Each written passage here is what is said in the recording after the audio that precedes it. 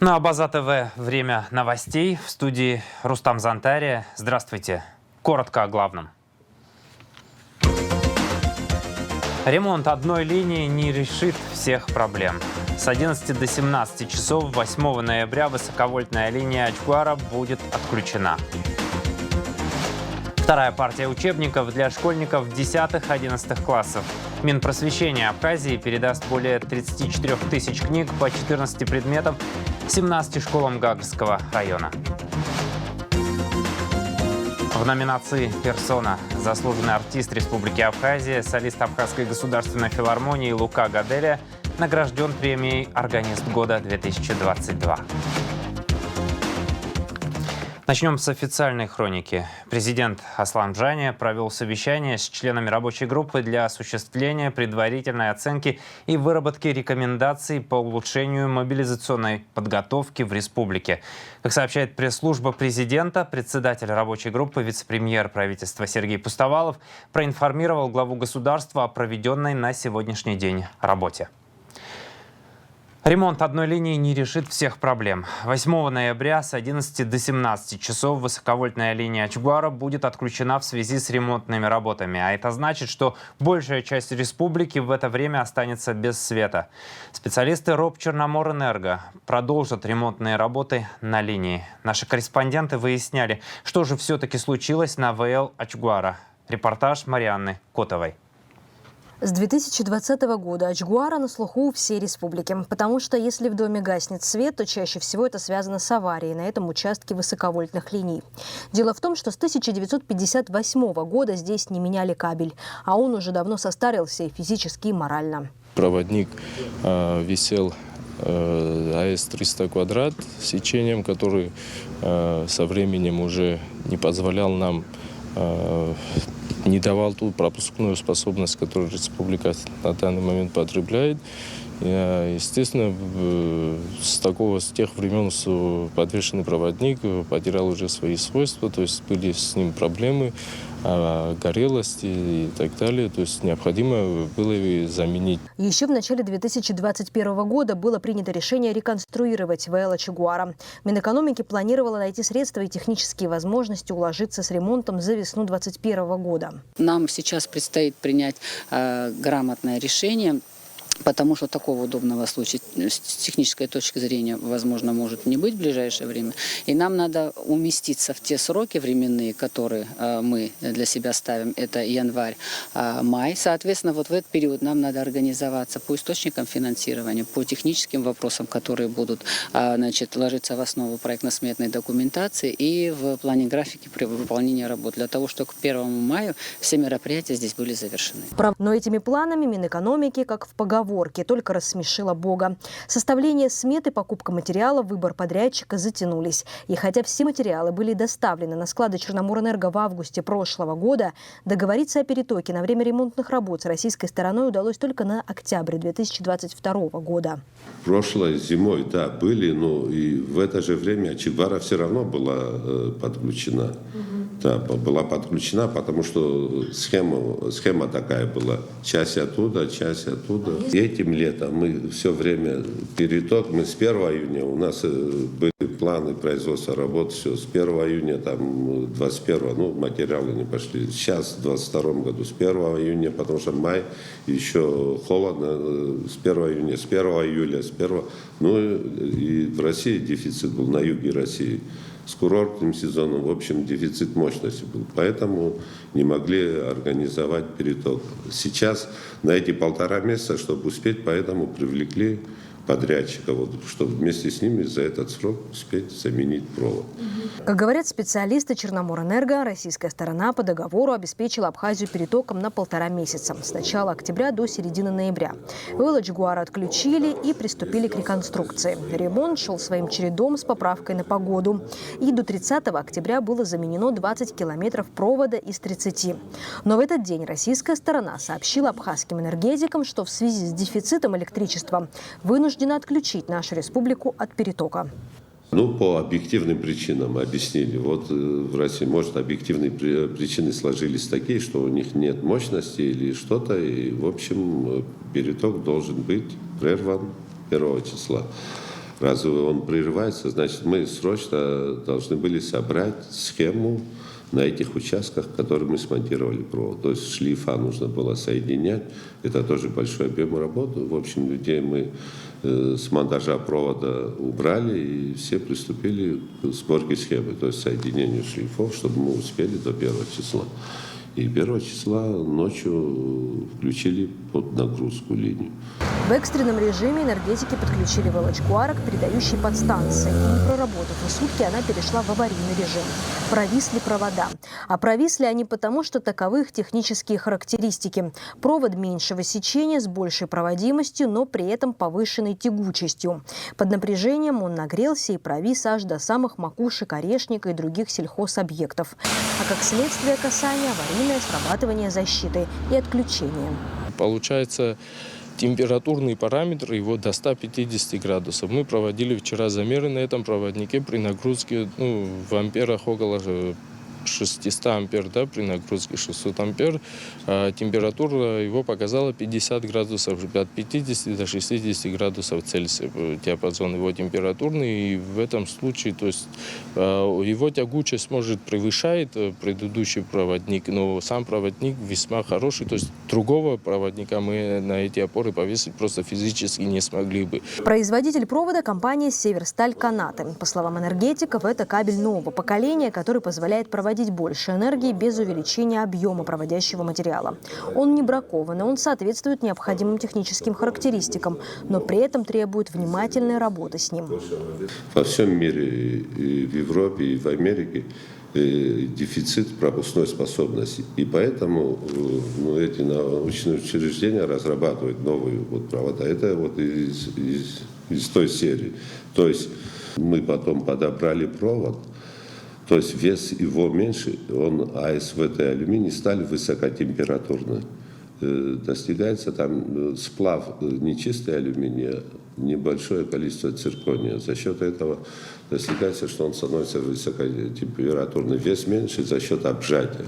Вот этот провод, это что его технические параметры всем известны. Если бы вот это АСУ-300, что у нас висит, 1400 килограмм на километр вес, а у этого провода 1100 килограмм.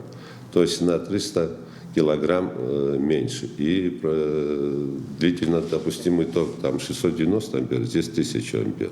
С 1 ноября и по сегодняшний день в разных частях Сухума и по республике в целом происходит периодические отключения света. Связано это с тем, что энергетики не хотят нагружать Велочгуара на полную мощность, пока не завершены все работы. 8 ноября планируется провести большую работу, и для этого свет отключат с 11 до 17 часов.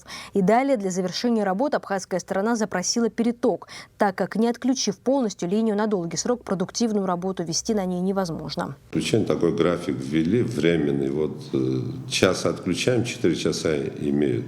Вот это в основном потребители города Сухум, центра и Гудаута, Гагра. В общем, потребители, которые питаются по линии Ачигвара. Чтобы мы подумали, чтобы опять что-то не произошло, лучше уж так будет, пока мы не устраним, завтра не проведем работы, потом уже подадим всем. Как говорят энергетики, когда все оставшиеся километры провода будут натянуты, там, где это необходимо, будут установлены дополнительные опоры и вырублены все мешающие проводам кусты и деревья, в истории с Велочгуара можно будет поставить точку. Но это совсем не означает, что с этого момента у нас будет бесперебойное электроснабжение, потому как Ачигвара не единственный фактор аварийности и дефицита электричества. Все должны знать, что у нас потребление очень большое. То есть в советское время самое большое потребление наблюдалось в конце 80-х, 250 мегаватт зимой, это казалось очень много, а сейчас 500 мегаватт. То есть мы нерационально расходуем электрическую энергию.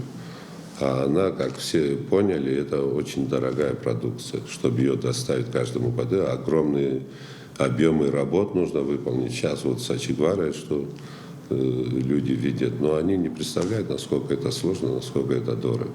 И у нас только генерация только одна, Ингургэс, Перепадная. Ну, нужно экономить в первую очередь, конечно. Но Учитывая, что уровень воды в водохранилище Ингурге стремительно приближается к критическому, без экономии, то есть веерных отключений, этой зимой нам вряд ли удастся обойтись. По словам энергетиков, все дело в большом потреблении света. Только экономия и появление дополнительного источника электричества может обеспечить бесперебойную подачу энергии в наши дома круглый год. ну, эти майнеры, чтобы люди поняли, что сознательно отключили, не знаю, свои машинки, кто имеет. В общем, нужно сокращать потребление, чтобы что есть, хватило нашей республике.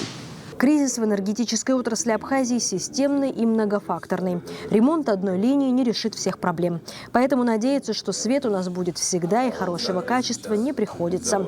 Остается утешать себя тем, что стоит он пока недорого, и все же больше он есть, чем его нет. Марьяна Котова, Сасрыква Гухава, Абаза ТВ. Это была версия Черноморэнерго о том, что произошло на ВЛ Ачгвара. Стоит отметить, что в обществе сомневаются в официальных данных и в том, как они преподносятся. Мы будем следить за тем, как развивается ситуация, и постараемся разобраться, насколько объективна альтернативная точка зрения. Оппозиционные силы обратились в парламент и прокуратуру с требованием провести проверку по факту аварийных отключений. Председатель партии АПСН Виталий Габния на своей странице в Facebook анонсировал запрос в Генпрокуратуру по ситуации с Ачгвара, в котором содержится 15 различных вопросов. Как в частности отмечает Габния, ситуация в энергетике критическая, и исправить в разумные сроки, скорее всего, не удастся. В качестве последствий либо вся страна в зимний период останется без света и тепла, либо в условиях чрезвычайной ситуации будет согласован переток энергии из России, что приведет к необоснованным бюджетным тратам в разы превышающим стоимость самого ремонта. В любом случае, ситуация требует незамедлительного вмешательства компетентных органов, для чего имеются достаточные данные, указывающие на признаки преступления.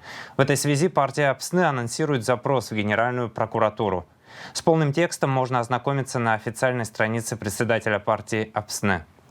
Напомним, ранее с аналогичным заявлением обратились к депутатам Народного собрания члены ветеранской организации АРУА.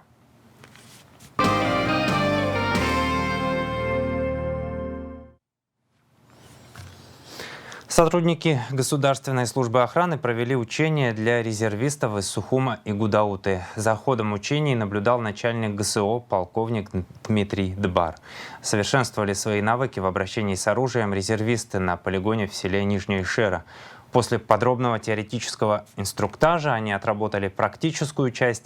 Подобные учения являются комплексными мероприятиями боевой подготовки и проводятся с целью повышения мобилизационной готовности. По итогам учений начальник ГСО Дмитрий Дбар подчеркнул, что необходимым условием достижения эффективности и качественного результата организации и проведения таких учений является создание в процессе их проведения обстановки, максимально приближенной к боевой действительности. Информация спасателей. Двоих заблудившихся грибников обнаружили сотрудники МЧС Абхазии в местечке Уаз-Аба в селе Верхняя Эшера, сообщает пресс-служба ведомства. Также спасатели продолжают поиски пропавшей жительницы Гагарского района. 4 ноября в окрестностях Жупсинского каньона женщина ушла по грибы и не вернулась домой. В лесах Абхазии легко заблудиться даже опытному грибнику, поэтому МЧС настоятельно рекомендует соблюдать максимальную осторожность, предупреждать близких перед уходом и сообщать свой маршрут, иметь при себе надежные средства связи, усвоить правила ориентирования на местности. По инициативе министра внутренних дел Вальтера Бутба МВД Абхазии в осенний период проводит усиленные рейды по предупреждению и профилактике правонарушений в республике, недопущению совершения преступлений и обеспечению безопасности дорожно-транспортного движения. О промежуточных итогах этой работы в материале пресс-службы МВД. С целью профилактики нарушений правил дорожного движения и обеспечения общественного порядка проведены усиленные ротационные рейды по предупреждению и профилактике правонарушений в республике, недопущению совершения преступлений и обеспечению безопасности дорожно-транспортного движения. Выявлены факты грубых нарушений правил дорожного движения. Под руководством министра внутренних дел Вальтера Бутба в мероприятии были задействованы силовые подразделения центрального аппарата ведомства, личный состав управления госавтоинспекции совместно с сотрудниками отделов ГАИ, городских управлений и районных отделов внутренних дел. В усиленном режиме работают посты ДПС. В результате проведенных комплексных рейдовых и профилактических мероприятий за прошедшую неделю выявлено 2259 нарушений правил дорожного движения, из которых 223 за нарушение норм тонирования автостекол.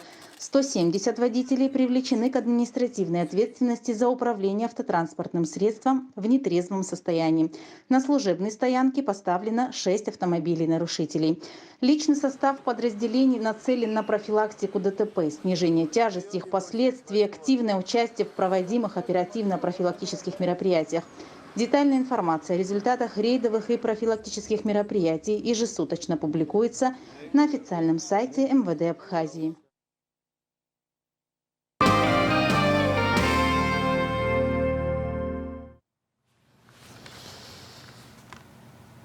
Подписано соглашение между Абхазией и Россией об усилении поддержки молодежи республики. Министр иностранных дел, основатель платформы «Будущее Абхазии» Инал Арцинба провел встречу с директором Высшей школы государственного управления РАН Хикс при президенте России, генеральным директором ОНО «Россия. Страна возможностей» Алексеем Комиссаровым.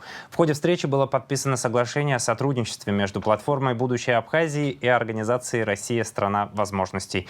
Соглашение расширяет сотрудничество по поддержке молодежи республики с точки зрения проведения конкурса «Гордость Абхазии», реализации стажировок и обучения абхазской молодежи в России. В интервью «Россия-1» Инал Арцинба подчеркнул, подписанное сегодня соглашение – это систематизация нашего взаимодействия в сфере поддержки молодежи. Напомним, министр иностранных дел республики Инал Арцинба в понедельник отбыл с рабочей поездкой в Москву. Планируется проведение встреч с представителями органов государственной власти Российской Федерации для обсуждения актуальных вопросов абхазо-российского межгосударственного взаимодействия. Госслужащие Абхазии будут повышать квалификацию в Северо-Кавказском федеральном университете. На курсы по повышению квалификации государственных гражданских служащих отправились в Ставропольский край более 50 человек, сообщает пресс-служба Минпроса. Проект реализуется Министерством просвещения, языковой политики и Северо-Кавказским федеральным университетом. Цель – комплексная интеграция актуализированных знаний и профессиональных компетенций, связанных с деятельностью государственного гражданского служащего. По результатам итоговой аттестации государственные и гражданские служащие получат удостоверение о повышении квалификации. Вторая партия учебников для школьников 10-11 классов. Министерство просвещения и языковой политики Абхазии передаст более 34 тысяч учебников по 14 предметам 17 школам Гагрского района. В течение 3 дней книги будут поэтапно вручены представителям школ. Подробности у Анастасии Никоновой. В спортивном зале 5-й средней школы, расположенной в новом районе столицы, складировали более 34 тысяч учебников по 14 предметам. В этот раз книги будут отправлены в 17 школ Гагрского района. До этого Министерство просвещения и языковой политики укомплектовало школы других районов республики. Как отмечает библиотекарь Гагрской армянской школы номер 3, новые учебники – отличное подспорье для полноценного учебного процесса. У нас хоть и школа армянская, но так как государственный язык в Абхазии русский и абхазский, да? На русском языке уже это с 10 класса полностью перешли. Русский язык, русская литература, биология, химия. Дефицит книг у нас был по химии, по биологии, по русской литературе для старших классов, по математике. Математика у нас вообще с 5 уже по 11 на русский перешли. Очень большая помощь. Это большое спасибо, кто это сделал, кто помог, кто такие прекрасные учебники прислал. В Зыбской средней школе более 500 учащихся. Книг на всех не хватало, рассказывает завуч школы. Теперь этот вопрос снят с повестки, подчеркнул Роман Гегия.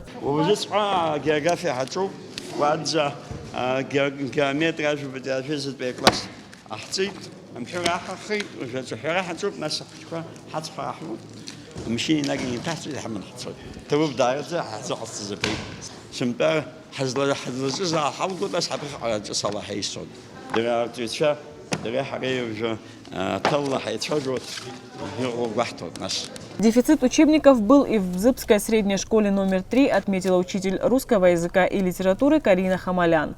По ее словам, и учителя, и ученики ждут новых учебников. Мы сегодня получаем учебники из России по всем основным предметам, можно сказать. Это и геометрия, география, русский язык, химия, физика, все то, что нам необходимо. Дефицит был, но надеемся, что мы компенсируем этот дефицит вот именно этой поставкой, потому что поставки уже были, мы получали книги. Ну, надеемся, что этим округлим нашу нехватку. Ну, конечно, облегчит нам много, потому что без учебников, сами понимаете, это не учеба. Конечно, благодарность всем тем, кто организовал поставку нашим детям учебников. 3 дня будет длиться передача учебников 17 школам Гагарского района. За это время будет роздано более 34 тысяч книг. Анастасия Никонова, Сасрыкуа Гухава, Абаза ТВ. Ректор АГУ, академик Олег Угварами, принял обладателя серебряного пояса чемпиона России по боксу среди профессионалов Батала Чеже. Угварами поздравил молодого боксера с серебряным поясом, отметив, что лично всегда следит за его боями и профессиональным ростом. Пожелал дальнейших успехов и заверил, что университет всегда будет оказывать всяческую помощь и поддержку. Со своей стороны Батал Чеже поблагодарил Олега Алексеевича за теплый прием, оказываемое внимание и поддержку еще со студенческих лет. Он также рассказал ректору о том, что в декабре у него предстоит бой за золотой пояс. Об этом сообщает отдел информации и медиакоммуникаций АГУ. Директор Республиканского научно-исследовательского института судебных экспертиз при Минюсте Георгий Амичба в рамках командировки встретился с руководством Воронежского центра судебной экспертизы Минюста России, сообщает пресс-служба. На встрече обсуждались вопросы взаимодействия и сотрудничества между Республиканским научно-исследовательским институтом судебных экспертиз при Минюсте Абхазии и Воронежским центром судебной экспертизы России. Начальник Воронежского центра судебной экспертизы выразил готовность оказать всестороннее содействие в освоении экспертами из Абхазии новых технических и компьютерных технологий, а также представлении методических пособий. Достигнутые договоренности будут реализованы до конца текущего года. В ближайшее время группа абхазских сотрудников будет направлена для прохождения стажировки в Воронеж, сообщил Георгий Амичба Апснепресс. Накануне в Моховском кафедральном соборе Успения Пресвятой Богородицы состоялся совместный благотворительный концерт Абхазской государственной хоровой капеллы и хора Сретенского монастыря. Концерт открылся абхазским старинным литургическим песнопением в исполнении Абхазской государственной хоровой капеллы. Всего на концерте было исполнено более 20 произведений. Хор Сретенского монастыря под управлением Никона Жилы исполнил ряд известных духовных песнопений. При этом, как сообщает Минкульт, на благотворительном концерте в Моховском храме собрано более 342 734 рубля. Все средства пойдут на реставрацию храма, но акция на этом не заканчивается. Пожертвовать деньги по-прежнему можно онлайн. Репортаж программы «Амшахтыс» и видеоверсия концерта в Моховском кафедральном соборе на нашем канале в сегодняшнем эфире. Накануне президент Аслан Джания поздравил коллектив абхазского телевидения с 44-й годовщиной со дня основания. 6 ноября 1978 года произошло важное событие для абхазского народа. Впервые вышла в эфир программа телевизионных новостей на абхазском языке. Этот день стал днем рождения абхазского телевидения. Глава государства пожелал коллективу абхазского телевидения творческих успехов, мира, счастья и благополучия. Новый проект запускает телекомпания Абаза ТВ. Ахшуйцара – это телепрограмма из 10 интерактивных лекций на тему критического мышления и медиаграмотности. Экспертами выступают известные абхазские общественные деятели, историки, журналисты, писатели. Первый выпуск вступительный о том, что такое критическое мышление, как развить этот навык, какие трудности могут возникнуть и как с ними бороться. Эксперт, кандидат политических наук Ираклий Хиндба. Дорогие друзья, дорогие слушатели, тема сегодняшней нашей встречи с вами — критическое мышление. Это тема, которая будет в дальнейшем раскрываться в других лекциях, других экспертов, которые будут выступать перед вами в рамках этого проекта.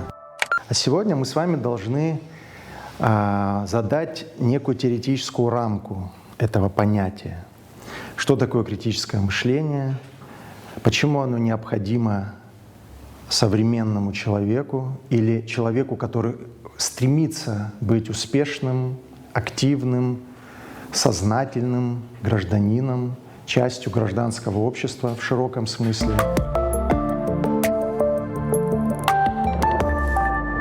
Если суммировать о критическом мышлении, то для чего оно необходимо? Еще раз, если мы сформулируем, что это? Это способ восприятия, оценки, проверки информации, формирования обоснованных мнений, суждений и принятия эффективных решений.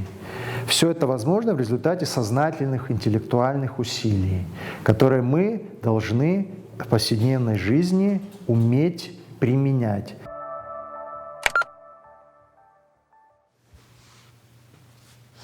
Первый выпуск проекта «Шуйцера» смотрите в нашем эфире во вторник, 8 ноября в 20:00.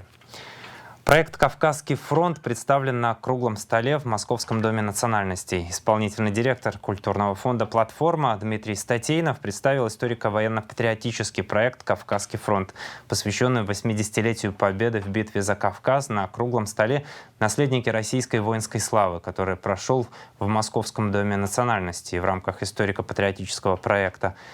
В ходе своего выступления Статейнов рассказал о проекте «Кавказский фронт» и ходе его реализации. В номинации «Персона» заслуженный артист Республики Абхазия, солист Абхазской государственной филармонии Лука Гаделия награжден премией «Органист года-2022» в Калининграде.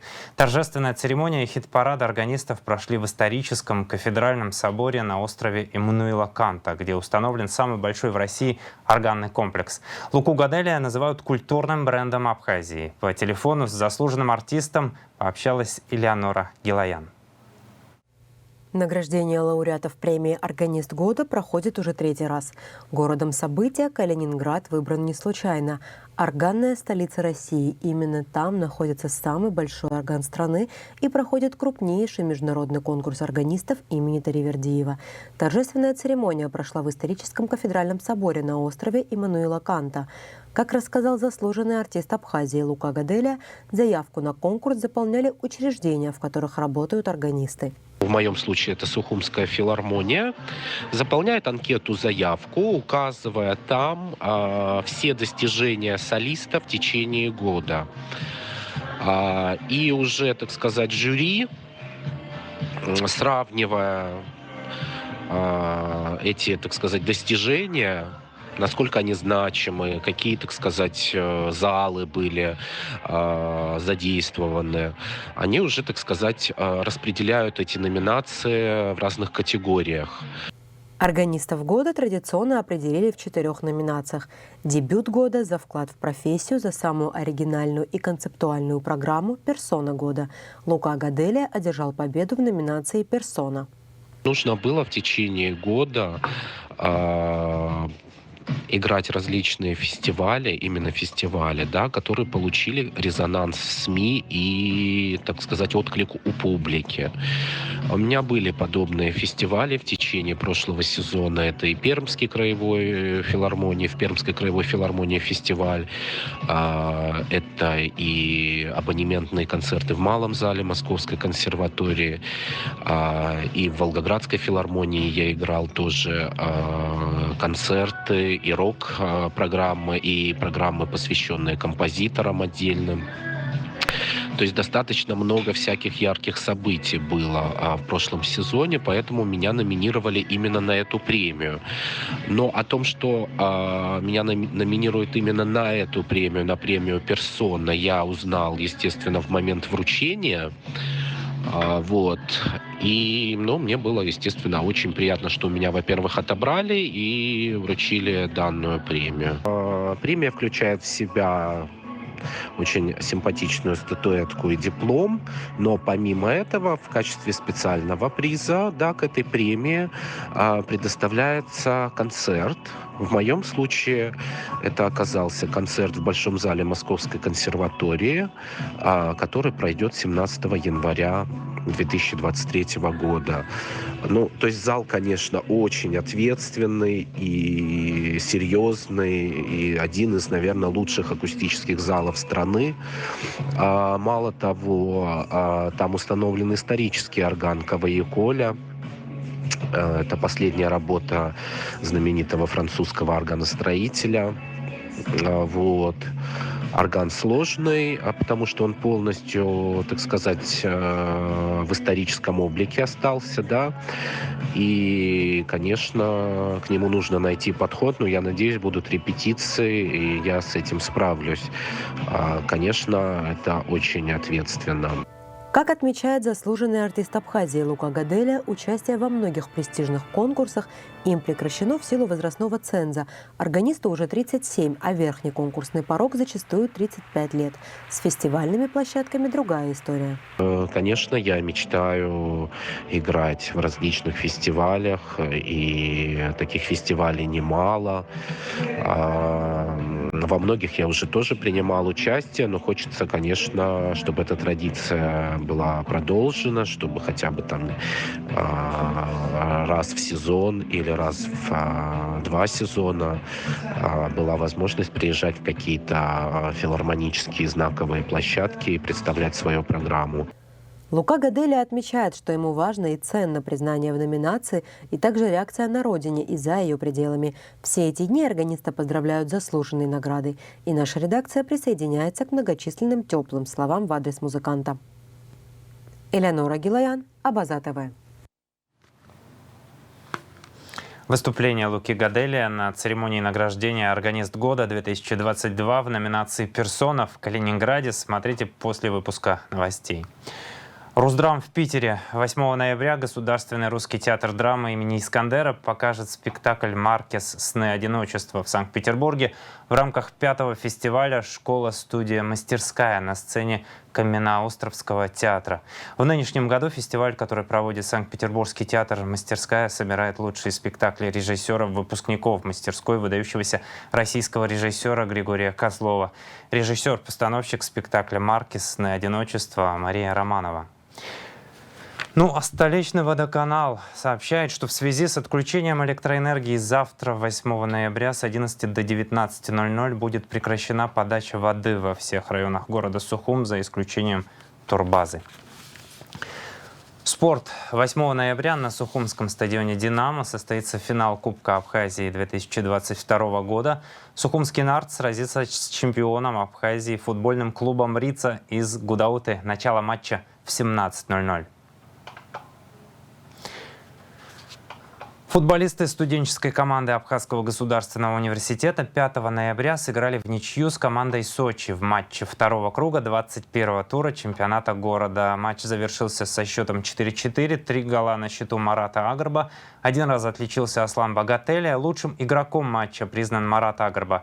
Госкомспорт напоминает, что по итогам первого круга наша команда расположилась на 7-й строчке турнирной таблицы, войдя в 8-ку команд, которая продолжает борьбу за чемпионство. Во втором круге чемпионата каждая из 8-рок сыграет еще в 1 круг и определит итоговое положение команд. Сейчас о погоде. Во вторник, 8 ноября, в Абхазии переменная облачность без осадков. Температура воздуха ночью от 5 до 10 градусов, днем от 14 до 19. Температура морской воды 18 градусов, волнение морской воды слабое и умеренное.